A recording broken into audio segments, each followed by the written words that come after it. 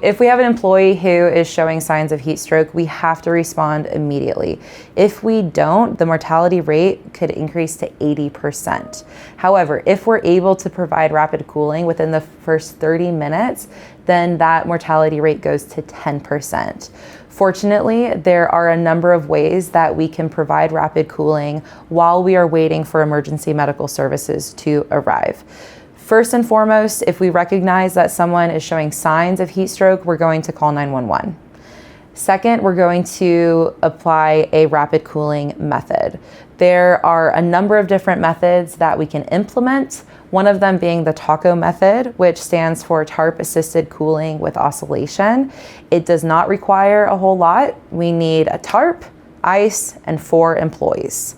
What you're going to do is you'll take the victim, you're going to log roll them onto the tarp, you're going to have 1 employee in each corner of the tarp, and you're going to pour ice on top of the victim. We are not caring about comfort right now. We want to make sure we're getting their internal body temperature down and lowered.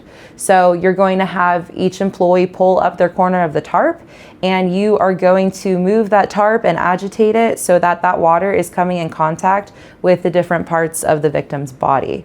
Heat dissipation takes place on the skin. And so by bringing that water and that ice in contact with the skin, we're helping that heat come off of the body.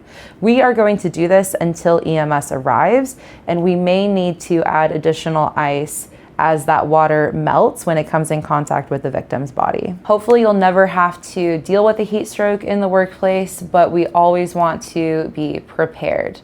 Having the right materials on hand, training our employees on how to implement rapid cooling could save an employee's life.